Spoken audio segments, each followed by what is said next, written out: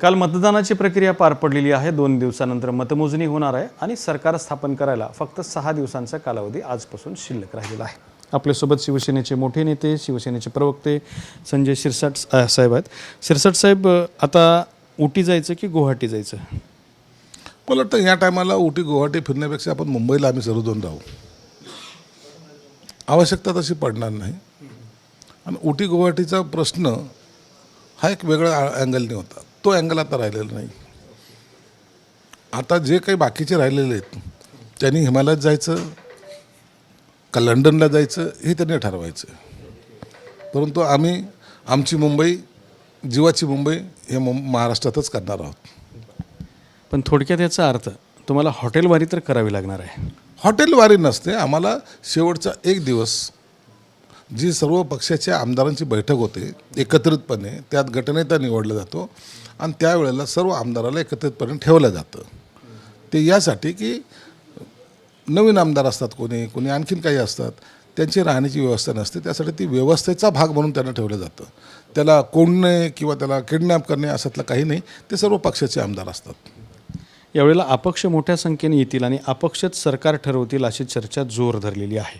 तर त्या अपक्षांसाठी हेलिकॉप्टर असतील, प्रायव्हेट विमानं असतील ते आत्तापासूनच बुक केलेली आहेत आणि त्यांच्या संपर्कामध्ये सगळ्या राजकीय पक्षांचे मोठे नेते त्याचबरोबर कार्यकर्ते असल्याचं सांगितलं जात आहे। आमच्या महायुतीच्या सत्तेत 100% येणार, याबद्दल वाद नाही आहे, परंतु एक रिस्क नको किंवा एखाद्याला असं वाटायला नको की आपल्याशी संपर्क साधला नाही, म्हणून राजकीय पक्षाचे कोणतेही नेते, मग त्या महाविकास आघाडीचे असेल किंवा महायुतीचे असतात, हे संपर्कात असतात। राजकीय नेत्याला माहिती असतं कोणता अपक्ष निवडून येण्याच्या मनस्थितीत आहे, कोण एकदम आता स्ट्रॉंग आहे, आणि सगळेजण संपर्क साधून असतात आणि अपक्षसुद्धा त्यांना संपर्क साधतात। असं नाही की हेच साधतात ते साधत नाहीत।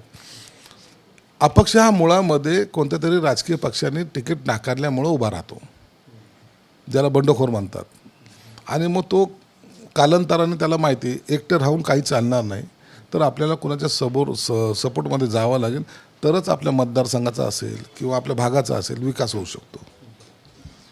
सर्वात महत्त्वाचा प्रश्न तो असा आहे की उद्धव ठाकरे भाषणांमध्ये म्हणायचे की आमची सत्ता आल्यानंतर आम्ही एकनाथ शिंदेना जेलमध्ये टाकू। तुम्ही म्हणताय महायुतीची सत्ता येते आहे, मग आता तुम्ही काय करणार? हे बघा, त्यांनी भाषणामध्ये असे टोमणे मारणे, असे इशारे देणे हे सगळं चालतं, परंतु आमचं टार्गेट असेल की महायुतीची सत्ता आल्यानंतर 2.5 वर्षामध्ये जे काही कामं केलीत त्याच्या दुपटीच्या वेगाने कसं कामं करता येईल, आणि पुन्हा एकदा महाराष्ट्राला दाखवून द्यायचं की हे या बकवास किंवा भंकसगिरीकडे न जाता आपण महाराष्ट्र प्रगतीच्या दिशेने घेऊन जाऊ, आणि ज्यांनी जे काही पापं केली असतात त्यांना त्यांच्या पापाचं फळ देऊ। उद्धव ठाकरे बकवास आणि भंकसगिरी करतात?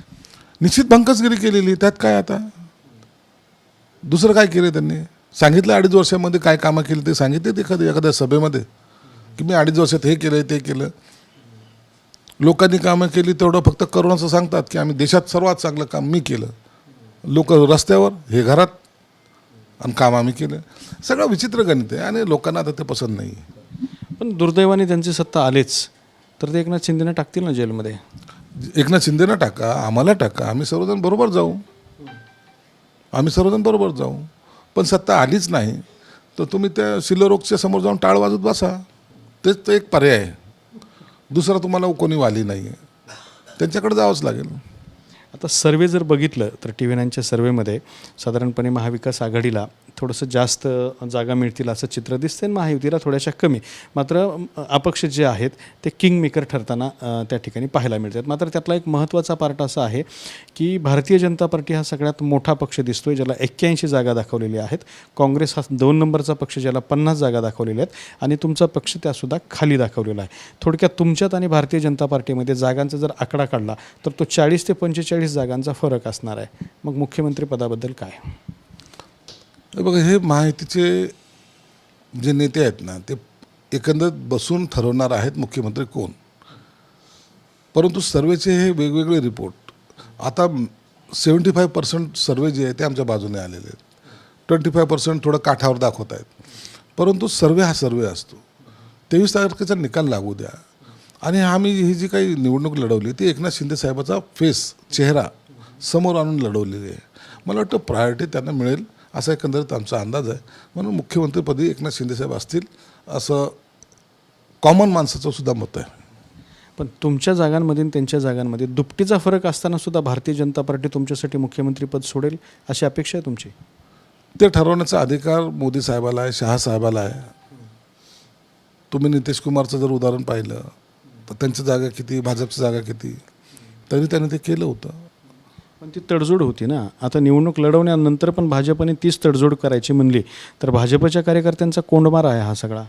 नाही, आता हे निर्णय घेण्याचा अधिकार तो आम्हाला नाहीच आहे ना. तो निर्णय सर्व घेतील ते वरिष्ठ नेते घेतील. आता कोंडमारा होतो, एक आनंदाचे हे असतात, लहर येते, ह्या सगळ्या गोष्टीचा विचार हा आमच्यासारखा कार्यकर्ता करू शकत नाही. ते वरिष्ठांनी त्याच्यावर निर्णय घ्यायचा आहे आणि तो जो निर्णय घेतील तो आम्हाला मान्य असेल. मग कुणाच्या जागा कितीही हो, एकनाथ शिंदेना मुख्यमंत्री केलं पाहिजे ही तुमचे शिंदे गटाचा आग्रह आहे. आमचं असं मत आहे की ते होतील. सर्वसामान्याची भावना तशी आहे, सर्वसामान्याला वाटतं. आणि एकनाथ शिंदेसाहेब हा ज्या पद्धतीने काम करतात ना ते लोकांना भावलेलं आहे. म्हणून मला वाटतं की ह्या सगळ्या बाबीची कदर करून वरिष्ठ नेते योग्य तो निर्णय घेतील. लाडकी बहिणींचा टक्का 3 ते 5% वाढल्याचं बोललं जातं आहे या मतदानामध्ये. काय इफेक्ट असू शकतात? इफेक्ट हाच आहे ना, लाडकी बहीण योजना जी आहे ना ती इतकी पॉवरफुल झालेली, इतकी महिलांनी ॲक्सेप्ट केलेली की नाही, जिला बँकेचं अकाउंट माहीत नव्हतं अशा महिलांच्या अकाउंटमध्ये जेव्हा आत्तापर्यंत 7,500 रुपये गेलेत, ती आनंदी आहे. तिला माहिती की दर महिन्याला मला येणारी ही एक भावाची मनी ऑर्डरच समजते ती, आणि ही चालू राहावी असं तिचं मनोमन वाटतं आहे. आणि मला वाटतं म्हणून ती टक्केवारी वाढलेली आहे. तिलाही वाटतं की हे सरकार यावं, म्हणून त्याच्या आशीर्वादाने आमचं सरकार येईल. ह्या इलेक्शनमध्ये मतांचं धर्मयुद्ध दिसलं की ओट जिहाद दिसला? त्यांचा ओट जिहाद होतं तर आमचं धर्मयुद्ध होतं. आम्ही त्या पद्धतीने लढलो. जर तुम्ही तुमच्या पद्धतीने जर तुमच्यासाठी म्हणून जर तुम्ही ओट जिहाद करत असाल तर धर्मयुद्ध आम्हाला करणं गरजेचं आहे. आमचं एकत्रीकरण का नको? तुम्ही त्यांनी केलेलं योग्य, आम्ही केलेलं अयोग्य असं ठरवता येणार नाही तुम्हाला. घडलं काय? तुमचं निरीक्षण काय, चित्र काय दिसलं तुम्हाला? मतांचं धर्मयुद्ध दिसलं तुम्हाला ही इलेक्शनमध्ये की ओट जिहाद दिसला? आमचं तर धर्मयुद्ध सक्सेस होताना आम्हाला दिसलेलं आहे. जी टक्केवारी वाढली ना त्याचा हा परिणाम त्याचाच आहे. एक आहे तो सेफ आहे, बटेंगे तो कटेंगे, आणि सरकारने केलेली कामं आणि त्यांच्या असलेल्या योजना या चारही बाजू चारीकडून आमच्या प्लसमध्ये गेल्यात. आणि म्हणून प्रत्येक जाती धर्माचा माणूस यामध्ये सक्रिय काम करताना दिसलेला आहे. तुम्ही मगाशी म्हणलात की सध्या आमच्यामध्ये मोठा भाऊ भाजपच आहे. मोठा भाऊ भाजप जरी असलं तरी छोट्या भावाला मानाचं पान मिळायला हवं. मी असं म्हणलो की भाजप हा आमचा मोठा भाऊ आहे आणि आम्ही त्यांचे सख्खे भाऊ आहोत.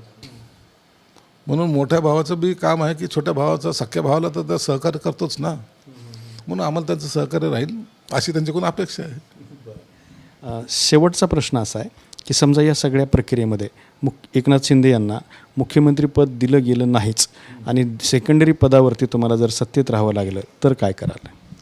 याचा निर्णय फक्त एकनाथ शिंदे साहेब घेऊ शकतील. तो त्यांचा अधिकार आहे, त्याच्याबद्दल आम्हाला भाष्य करण्याचं सुद्धा करता येणार नाही. शिंदेसाहेब जो निर्णय घेईल तो आम्हाला सर्वांना मान्य राहील. मग तो जो निर्णय घेतील आणि ज्या दिशेनं जातील त्या दिशेनं तुम्हाला जावं लागेल. ते योग्य दिशेनेच जात असतात, आत्तापर्यंतचा आमचा अनुभव आहे. म्हणून त्यांच्या दिशेनुसारच आम्ही त्यांच्या मागे त्यांचं शर्ट पकडून आम्ही त्यांच्या मागे जाऊ. समजा ते उद्या शरद पवारांसोबत गेले तर मुख्यमंत्रीपदासाठी? एकनाथ शिंदे साहेब जो निर्णय घेतील त्याच्याशी आम्ही बांधलेला आहोत. त्यांच्या मागेच आम्ही त्यांच्याबरोबर सोबतीने राहू आणि मजबूतीने राहू, एवढं तुम्हाला सांगितलं. ते कुठेही गेले तरी? ते कुठेही गेले काय, त्यांनी घेतलेला निर्णय कसाही असला काय, आमचा विश्वास हा एकनाथ शिंदे साहेबावर आहे आणि तो कायम आहे.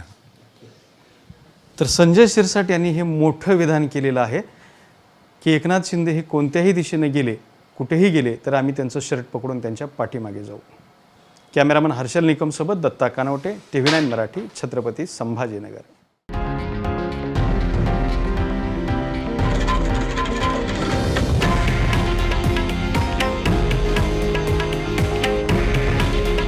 हे आहे देशातील नंबर 1 न्यूज नेटवर्क आणि आपण पाहत आहात TV9 मराठी. काळजी तुमची, हित महाराष्ट्राचं.